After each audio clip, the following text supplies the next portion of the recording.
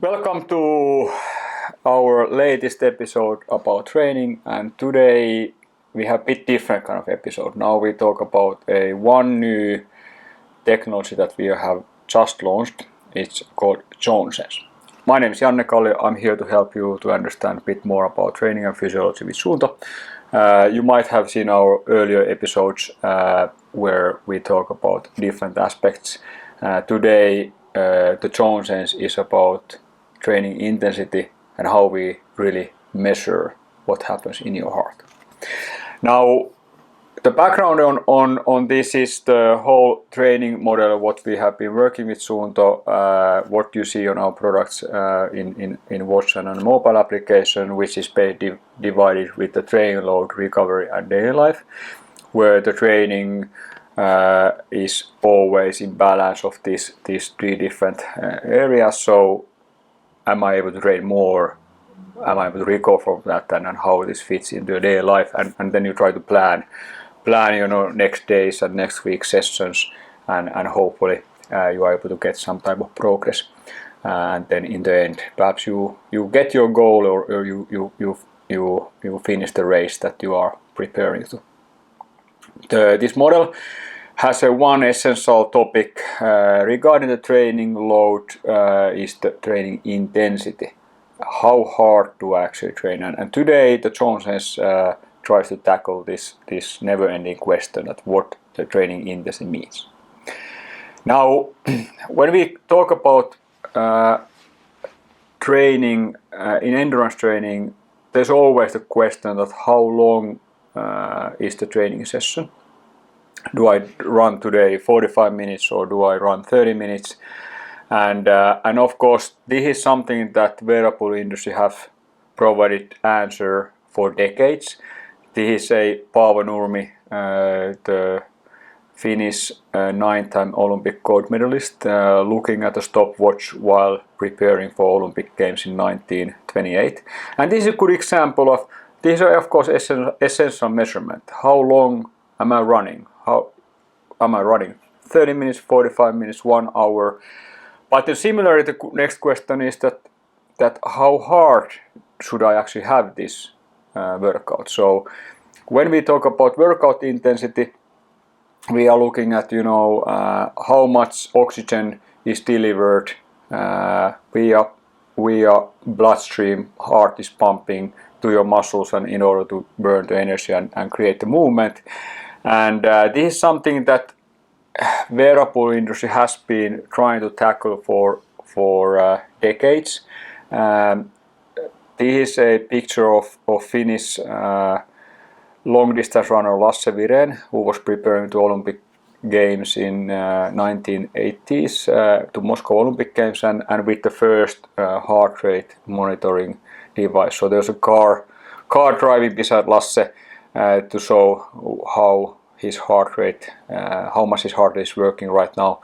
And the challenge, of course, here is that when we talk about a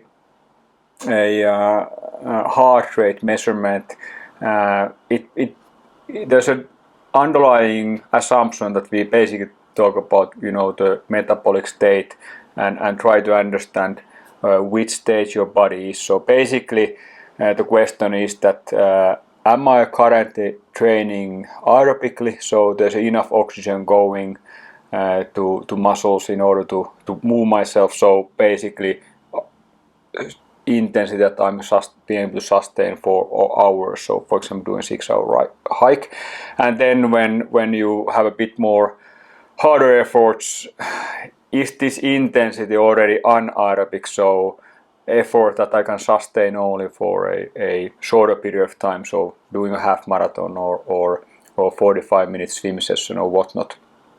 And then when you even push yourself more, you start to go over anaerobic threshold, which means that lactate starts to accumulate in your body. You cannot sustain the effort anymore longer period of time. So when you do a short running race, 15 minutes, 10 minutes, that's around above anaerobic threshold. And what every training session is defined with is defined with the duration and intensity. So easy aerobic run, harder tempo run, or let's have a VO2 max hill repeats as intervals, for example. So when we talk about measurement of the intensity, we have a challenge on how the intensity is defined. So how do we manage these different intensity zones, these different intensity areas? And we were reflecting on this already earlier with our intensity episode. But here let's go a bit deeper on certain topics. So first of all, this was something that we talked already earlier. This is one of the key challenges. So once you take a wearable product into use and you are asked your age, and then there is an estimation of maximum heart rate based on the age or gender, and then the zones are divided based on this maximum heart rate estimate. Now the key problem there is that the maximum heart rate that is being used is based on a population estimate. So you can see here in a graph where there's a bigger group of people divided with their age, and then estimated maximum heart rate shown in a black line, and then actual measured maximum heart rate as a dot. So you can see men as a blue dot and red as a women. So it basically means that for example, if you are a 40-year-old man here, the estimated maximum heart rate would be somewhere around 190.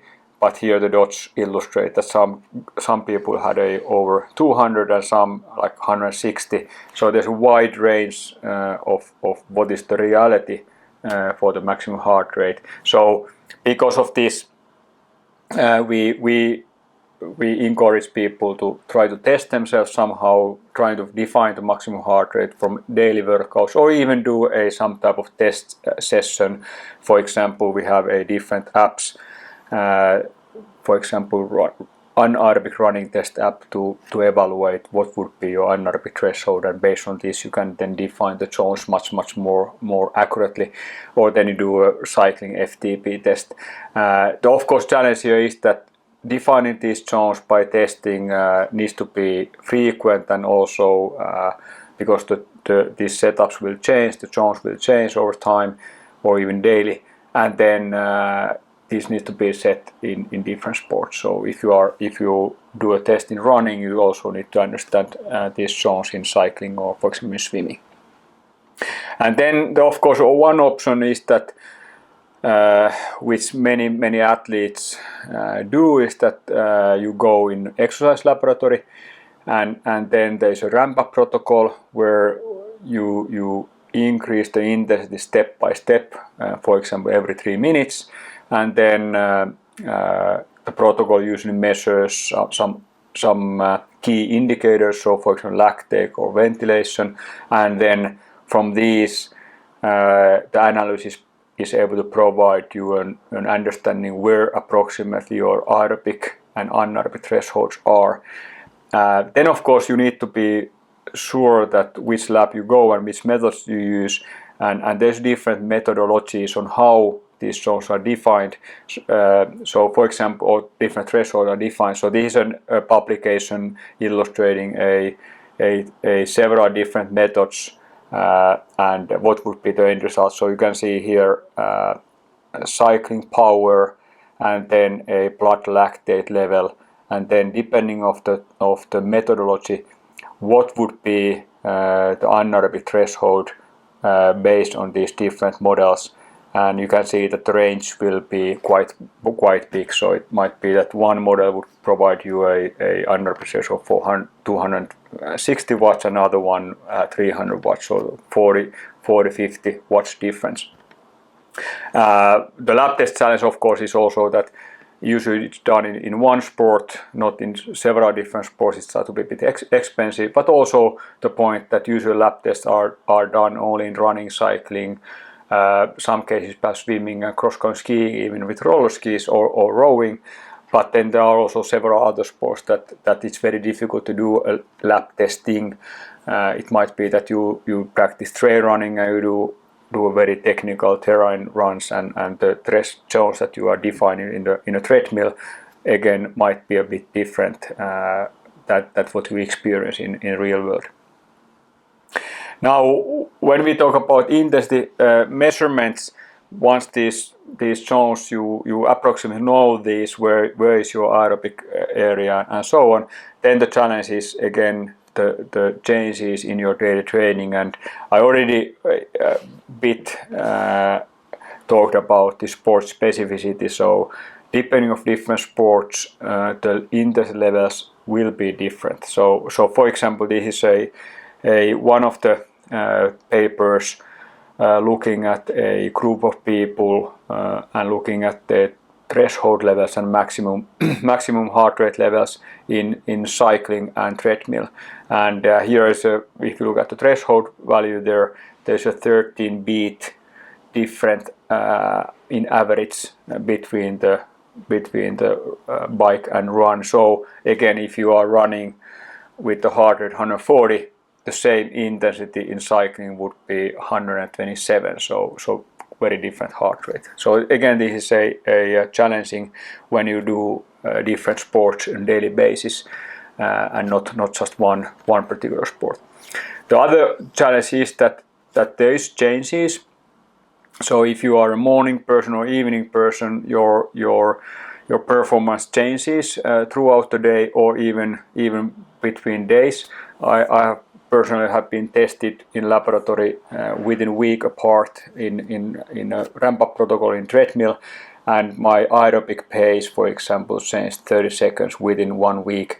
My performance didn't change anywhere, but the point being that different time, different situation, which impact on what's my current state, and this research paper was basically looking at that when we look at the maximum capacity like VO2 max, within the day the variation was like 5 milliliters and day-to-day variation like 2, and then when you what does it actually mean that 5 milliliters that's like could be like 10-15 seconds per kilometer, and then zone 3 would turn into zone 5, or if you run a marathon it could be like a 10-minute difference.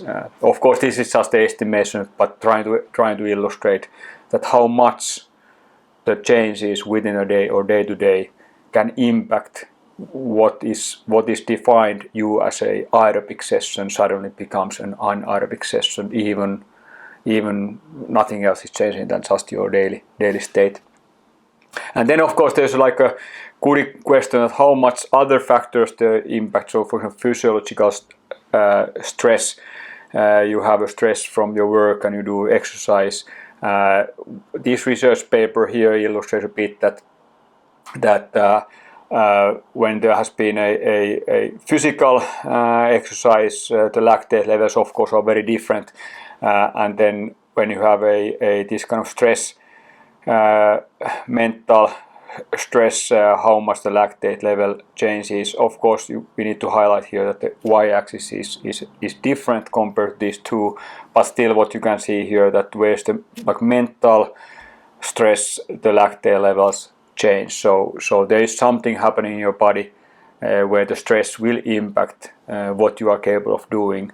It's not just how much you work or what is your state of the body, but again what you might feel from the work or otherwise.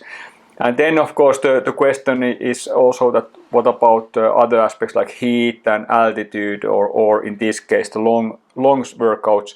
So for example, this is a research paper that was done when the athletes were running a long distance running race over 100 kilometers, and then they were measuring every 25 k's the lactate level, measuring the heart rate and pace, and then you can see here that the lactate levels are increasing each step of the way. Of course you could argue that the last lactate level is probably when you are coming to the finish line, so you are sprinting perhaps in the finish line, but anyway you can see that it's increasing. So in terms of intensity, this would say that your intensity has now increased, But same time, when you look at the heart rate and pace values, actually these are decreasing. So the equivalent heart rate percentage for the maximum or then the speed, those are decreasing. So if you look at the intensity metric as heart rate percentage from the maximum in this case, or speed, now it would argue that you are actually doing easier work when lactate levels are increasing. So it's again a good example of how difficult it is to understand the consistently the intensity day by day, but also within a workout. There's of course quite many cases when we talk about aerobic decoupling impact, for example, where the pace is steady but the heart rate increases while you do long sessions. And the reasons, of course, might be very different. I mean, what is your fitness stage? But it could be, for example, that you are tired or you have a bad level in your nutrition and so on. So, but again, the point being, this is easily thought that you go to lab and then you use these numbers, but this is not really the case. Now, when we talk about measuring the heart rate, we think that in ZoneSense we don't really measure heart rate, we start to measure heart. And what we mean by this is that with ZoneSense, to be more precise, as a world's first real index measurement, we actually, with heart measurement, we measure the stress of the heart by looking at the heart rate variability in exercise. So you probably are very familiar with heart rate variability when it comes to measuring the stress levels or recovery state during sleep, for example, what Suunto has been doing for a while. The heart rate variability during nighttime measures how much variability you have by evaluating so-called root mean square successful differences during the night, and if that has a big change what you are used to, it means that your recovery might be a bit compromised. But when we look at the heart rate variability during exercise, there has been some trials in past, but there was now new finding a bit over a year ago by a company called Monicardi, which is a university spin-off, which was looking at dynamical degenerative fluctuation analysis, so-called index, and were able to publish a finding where the aerobic and anaerobic stages was able to looked at from the heart rate variability during exercise, and this work has going on for years by Monicardi, which is an expert on the heart rate variability measurements, also focusing on the clinical work and medical content. But this sport performance was based on thousands of exercise test laboratory tests in a university hospital, and looking at that data, trying to understand what possibilities there are in heart rate variability, and there they found out that there seems to be a correlation between this heart rate variability changes to the aerobic and anaerobic stages. And there's new research papers now being worked on to publish more content about this. And how this in a sense works is that when we talk about DDFA index, this graph shows you a color coding where when the intensity is low, and in this case you can see the heart rate increasing as intensity increases, the black line as a heart rate. When the intensity is quite low, there's a lot of correlation between heart rate variability against different time scales. So in practice, if you're currently your heart rate variability, how much changes there are between heart rate beats, seems to be a very similar variability across different time zones, then it means that there's correlation with variability. And then when this variability doesn't seem to have any kind of pattern, it's all over the place, then we saw that anti-correlated behavior, which is color coded here as a blue. And then there's something between like mixed behavior. And what we can see is when we look at this heart rate variability correlation in this picture, you can see how the color coding changes while the intensity changes. So we can see that by looking at this DDFA, there's a different stages with this bit perhaps fuzzy looking picture, but you can see that there's 3 distinct color coding illustrated while the intensity goes over. And now the DDFA index, what we are using, can be plotted to aerobic and anaerobic threshold. So this is again from the paper that was published, where they were looking at what's the correlation between the defined thresholds compared to then lactate-based threshold estimates, and the difference is between plus minus 5 beats when defining this as a heart rate. And now when we try to build this picture from the lab and then more closer what Suunto then starts to provide you, when we look at this correlation in a DDFA index, let's draw this same picture but as a what in a lab test would come out. So now this graph, what you see on the screen, is a color-coded value starting from the easy intensity, then going to harder intensity, and then the max effort. And these lines that are defined are based on the zone levels that the DDFA index is being used.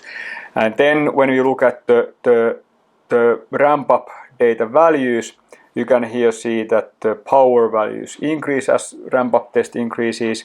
And then when we map the heart rate and lactate values in the same training sessions, and based on what those numbers are, when the lab defines the threshold levels, they actually match. So the 175 power step is the one where we see the lactate level 1, so aerobic threshold level, and then when we increase the power, the lab can identify, okay, the anaerobic threshold seems to be with power values of 225. And this actually is the same time where this DDFA index changes into VO2 max, so in red. So this is the bit of like how the lab results map into the DDFA index, which we now talk about as a ZoneSense.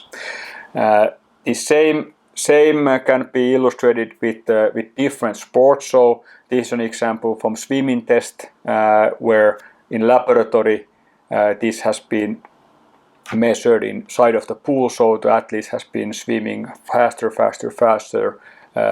200-meter repetitions, and then you can start to see the anticorrelate behavior increasing more and more as the test has been going forward.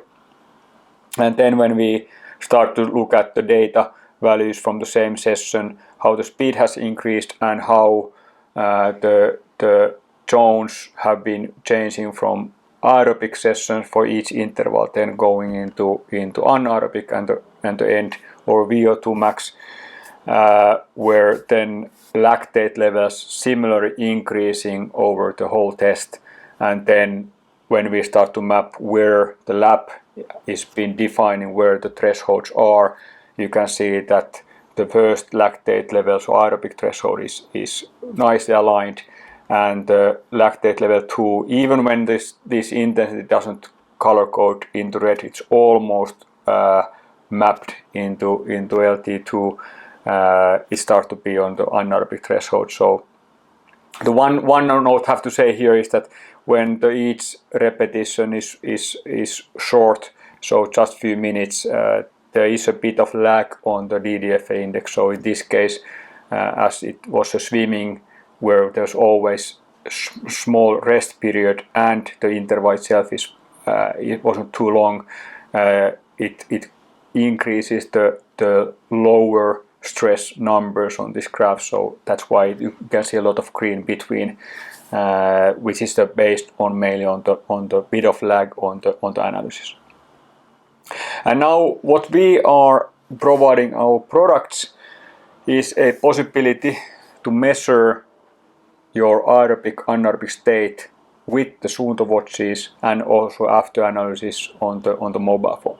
So basically the point being that now you can ride aerobically, run anaerobically, swim, VO2 max. So in any cardio-based sport, most common ways of doing those sports. So basically tempo rides, long intervals and so on. The same time, it's good to remember that this is a personal measurement. We do not use any kind of setup or use a population averages. You don't need to test yourself. The ZoneSense will learn how you behave, and the accuracy of the measurement will increase over time, but still you don't need to do some kind of ramp-up test or test protocol.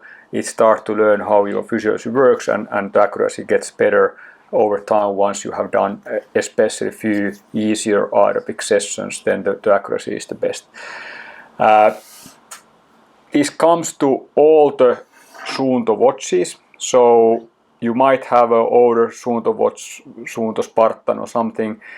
While you wear Suunto heart rate belt, you get the after analysis in Suunto application automatically. And then if you have the latest watches, Suunto Race S, version vertical, you will have a possibility to download Suunto Plus app that shows you real-time data on the watch. Suunto Ocean will have a ZoneSense later this year, but all the other watches will now get this for free today. When we look at a bit of examples how what is the behavior and also some of the challenges that we still face, this is a starting point with an example where one of our athletes in our field test has been testing the analysis by also monitoring lactate level on the running track. And this is an example where he has been doing a 6x2 kilometer session, where the lactates are steadily increasing, and then at last part basically going over anaerobic threshold, showing here as red.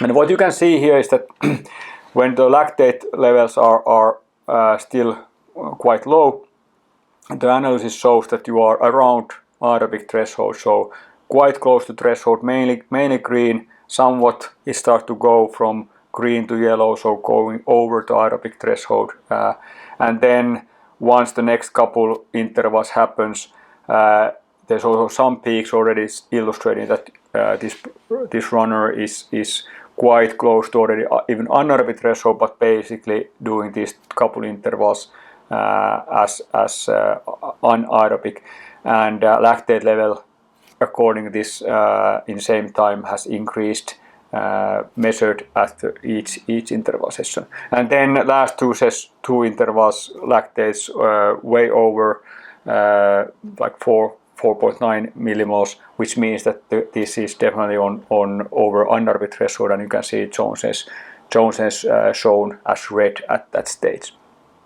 There's a couple notes here. You can see that there is a lag at the start of every interval. So these basically two different reasons for this. One is once you start to increase your intensity, it will take a bit of time before the stress level, in a sense, heart start to match the actual intensity that you are now working. So there is a same in a sense would be with lactate, that immediately when you start, there's a bit of time before the lactate level would increase. It's same here that it will take a bit of time before you reach the homeostasis that now you are in that intensity. So that's why you see that the intensity increases only after in this case I guess that's like a 1 minute and a half. The other one is that since we are looking at the heart rate variability in different time zones, different time scales, it also will calculate itself so the measurement itself has a bit of lag, that it will need to get enough data to understand that you are now in a certain kind of variability. There's certain kind of correlation or anti-correlation happening, so that's why you can see a bit of lag. Once you know it, you understand how to use it, it shouldn't matter too much. But again, I will give you a few examples where if you do a short sprints, it will not represent the value that you probably would think that it should. So it will have own challenge. This is an illustration of open water swimming. So we need to remember that this is not just for running or cycling. Open water swimming is a good example where it's very, very difficult to know the intensity of the effort that you do. There's no real-time speed to really highlight. The heart rate levels are very, very difficult to know if you haven't been tested. And then when you are in an open water environment where the temperature of the water, for example, starts to impact of the heart rate. And this is an example where athlete has done 12 times 300 meter repetitions in the lake, where you can see that this 1 hour session, every interval has been around anaerobic level, where this is more indicative in the later part of the session, and early part has been 7 easier for the athlete, but the cumulative fatigue will impact that the intensity increases. So this is one example as well that this measurement looks really like a stress level of the heart.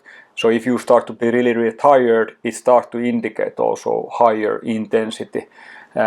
So I think the best example here is when we have been testing this with Suunto athletes, Suunto field testing, is that this correlates best for your feeling. So how you feel during the exercise, this start to show same kind of data. Now, you can of course use a ZoneSense just to keep your effort easy. Don't need to do full effort, hard effort all the time. So there's, for example, aerobic ride is in green all the time. Why this example here is that also it shows you the total duration in this exercise that you have been aerobic. So you don't need to look at the graphs too much. You can also look at just the cumulative data that we also illustrate and watch that how long you have been now working at aerobic level. So for example, this ride has been over 2 hours, and most of the ride has been aerobic. Now when you look at the graphs, you can see that this lot of fluctuation, so it changes the graph. This is very normal when we look at the ZoneSense, that in aerobic effort there's a lot of changes all the time. You can't make too much assumption that if the green graph is down here or up here, that there's a huge intensity change. Basically it means that if the color coding is green, you are working aerobically, and then when you shift into over aerobic threshold and start to show yellow, then it starts to mean that yes, you are now anaerobic. But the actual value when you are in green, is it 0.3 or 0.4 or 0.5, doesn't have that much meaning. So don't overanalyze the graph. It's there to illustrate what happened. Therefore it's mostly good to look at the total values, or then especially when you do harder sessions, that where did you actually reach the harder intensities.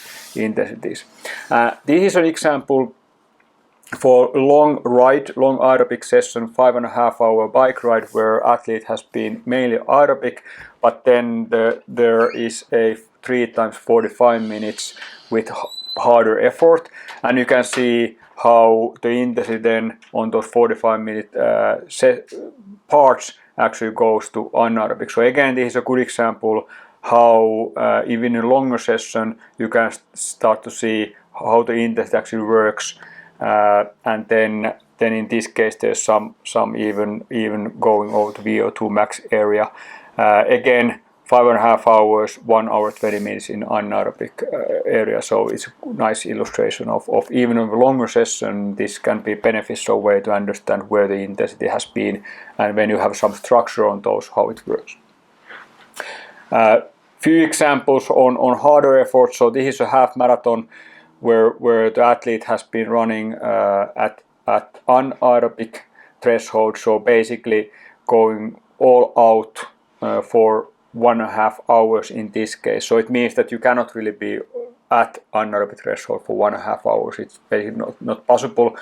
So you are a bit below, and the analysis illustrates nicely that it has been on the yellow and partly red, so around anaerobic threshold. And some stages, same time, the pace has actually decreased. So athlete has started perhaps too hard, and then the pace has been decreasing. But the intensity that ZoneSense illustrates seems to be that athlete is trying to do as hard as possible. I will have another example here, which is perhaps even better to understand that the intensity that your body is working in this case doesn't correlate necessarily with heart rate and pace, but ZoneSense seems to be a quite nicely illustrating that.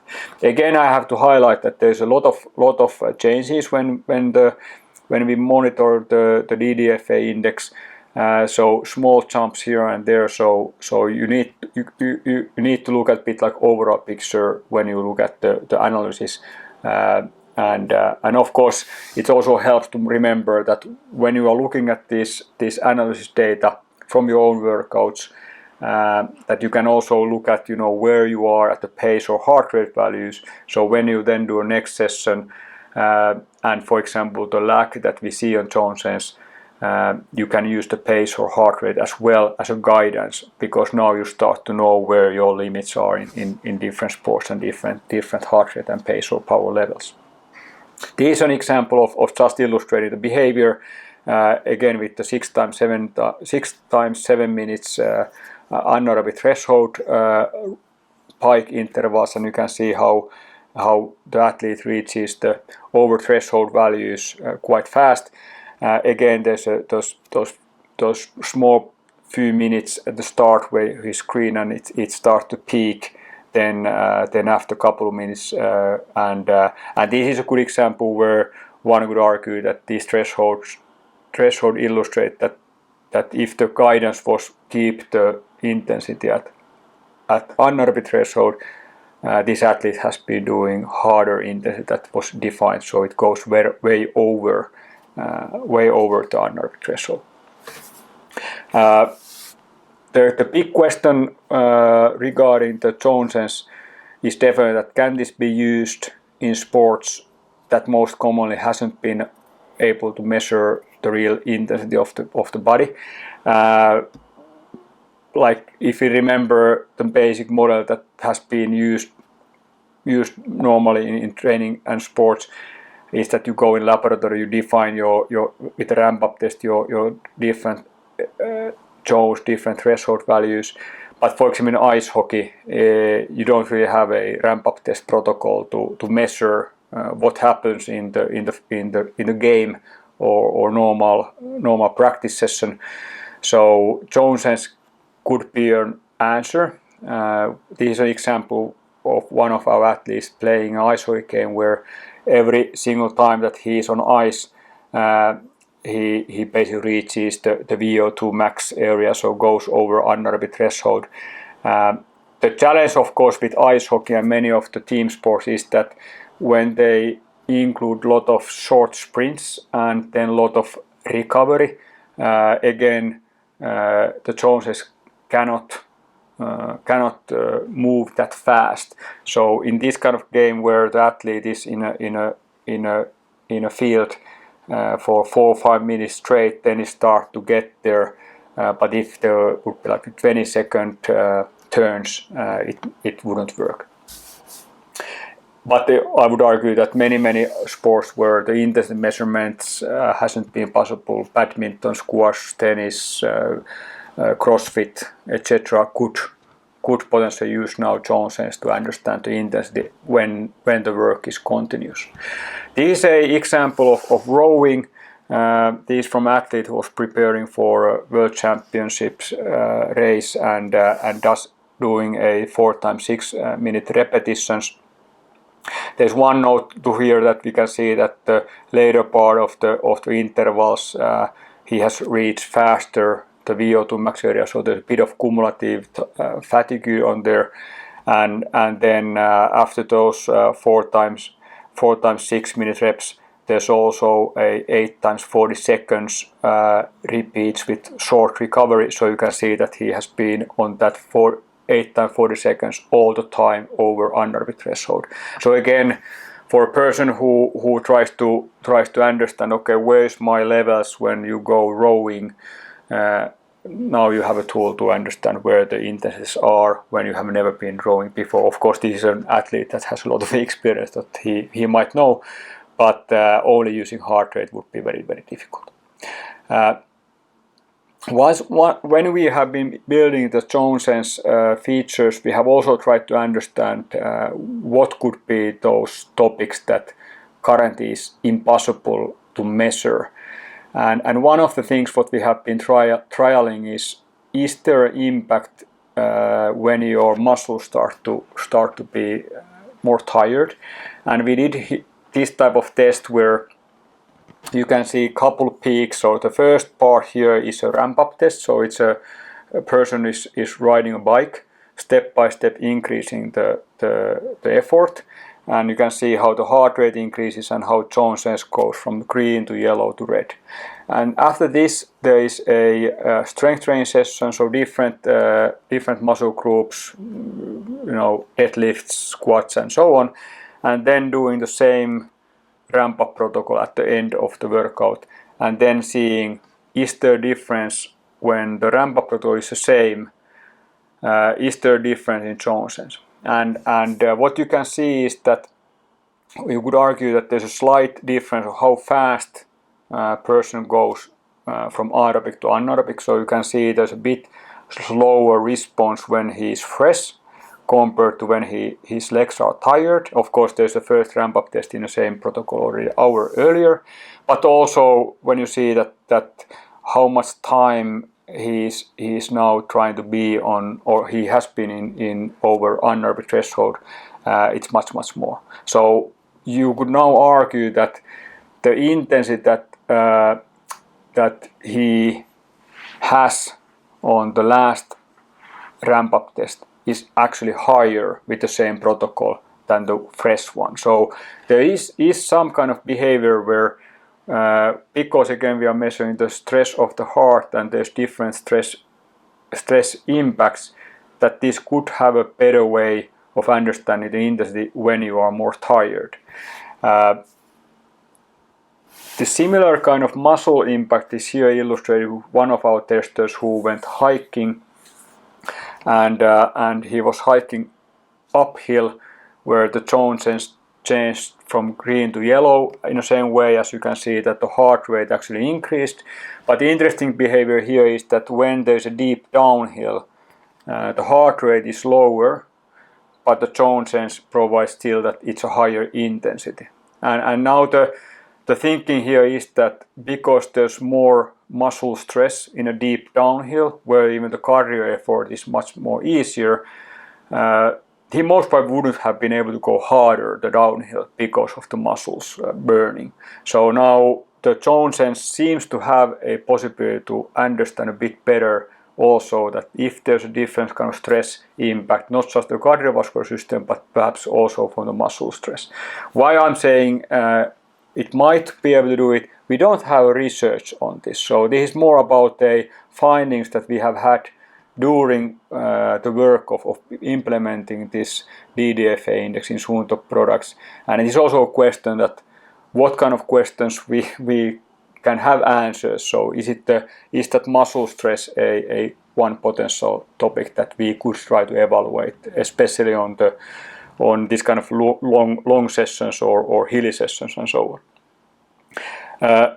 Still coming back to the cumulative stress impact. So when you see the intensity measurement with this kind of short intervals in this type 13 times 30 second intervals, you can see that the intensity itself has a cumulative impact, where the first part of the session is feels easy, power is high, heart rate is growing, but this seems this looks from Jones's perspective being aerobic. Again, short sprints have a lag in ZoneSense, so it doesn't really reach the index that you would expect. But since the recovery period is so small, you can start to see the impact at the end of the session. So after 4 or 5 intervals, this athlete is already experiencing that their stress levels are around anaerobic threshold, going yellow to red, and this also is quite close to feeling of this type of session, that the last 3-4 repeats are actually the hardest ones, and this ZoneSense actually nicely illustrates the same impact. But once more, the example here again on the short interval with longer recovery, when you do a session where in this case there's a bit over 1 minute intervals, but there's a 40-second recovery. The recovery is so long per interval that the index never reaches the expected anaerobic threshold level or above. Part of this is just that the heart itself doesn't really reach the stress level, the homeostasis what we discussed earlier, but also part of this is how we are measuring the variability in different time scales and how much time is needed in order that it can actually show the index that you are expecting there. So in that sense, it doesn't really work on the shorter session with longer intervals. So it's good to remember that in those cases, please use pace or heart rate as an intensity metric. ZoneSense can help you to understand where those levels are, and we even provide you a threshold estimate with heart rate in after analysis. This is an example that I wanted to highlight because this was actually the first one that I saw myself, which opened my eyes. How do I feel that this DDFA index actually works, and how it can reveal something new, which even doesn't matter how many laboratory tests you actually do, this one was something that truly opened what could be the possibilities in here. So this is a case example where we have on the first graph shows this color coding heart rate variability, these correlations. Middle graph illustrates now the ZoneSense color coded, so yellow is anaerobic, red is VO2 max, and then below here we show a heart rate value and then a heart rate color coded to same anaerobic and VO2 max range. And what happens here on this half marathon disaster case is that athletes start to run the race, and he is on the front group of the race, and heart rate increases, as well as you can see that there is the ZoneSense value is about yellow red, perhaps more yellow than red here. So it's a controlled effort. He is nicely going in the front group. Heart rate here is color coded as red, but you can see that the level is somewhere around 180. And but then that happens the disaster. So the athlete shoelaces come undone, and he needs to stop. And once he stops, of course the heart rate drops and ZoneSense goes to green. So you are now, there's no effort. And after this, the athlete does a harder effort in order to reach the front group that he just was left behind.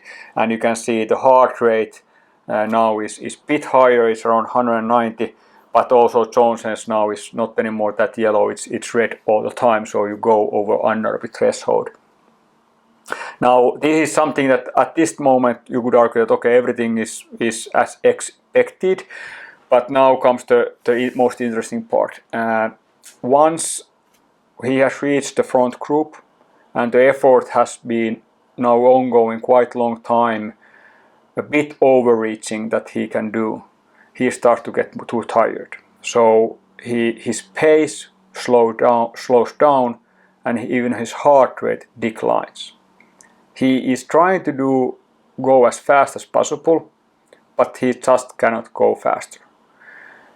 Same time, the zone sense remains to be high even where the heart rate and pace is dropping. So he is completely broken, his legs are hurting and he cannot go faster. Zone sense is showing that he is on his limit.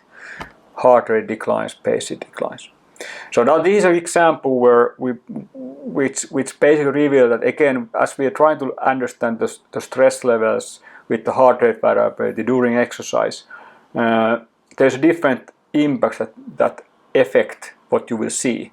And even when we simplify this by saying that you are anaerobic or aerobic, anaerobic, and VO2 max green, yellow, and red, in principle there's also other impacts. So, for example, in this case, the fatigue from that hard effort impacts the level that the athlete is able to do. So the pacing information with zone sense now is more credible than trying to look at the pace and heart rate. He cannot go faster.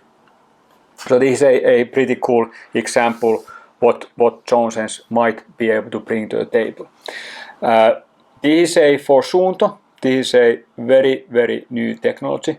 We have a great cooperation with Monicardi, and once we have now came out live with this feature, this technology, this measurement, we also are still in progress of learning ourselves how you can actually use this in different scenarios, in different sports. How is the consistency when you go from the cold to the warm environment, when you go to the altitude? What can we actually do with this in team sports or in some other sports which in earlier hasn't been able to really measure the real intensity of the exercise. We will have some public webinars coming in this autumn. We also have quite a lot of content published in Suunto.com where you can learn more. What we also, of course, would like to hear is athletes, coaches, researchers, how would they like to use it, what kind of highlights they might be able to identify, and then therefore we of course try to share the knowledge what this new type of measurement could actually bring for endurance athletes or other athletes as well. So again, these pretty exciting times to actually launch something in first time in the world which goes into the heart of the training, but also same time saying that there's quite many things that we still don't know, and there's a lot of research that we will need to do in order to find all the possibilities that this new technology actually brings us. All in all, this is a new type of intensity measurement. It can have a potential to change how we measure endurance sports. Current methods that we are facing in intensity measurements have many different challenges. How to set up zones, how to measure it in the daily workouts, and now when we bring a new kind of heart stress measurement, there's potential new way of actually looking at different aspects of intensity. Is the pacing, understanding the current effort levels, reaching intensities in different kind of environments. Let's see what will be the possibilities. I truly hope that you found this interesting. We will have more information available in Suunto.com, different articles, research background, how to use this feature, and what is the most frequent questions today. We will have also upcoming webinars on talking about the new technology, and we truly hope that when you start to find out how you use it, you can spread the word. We definitely are interested of hearing the best practices on what can we do with this new measurement.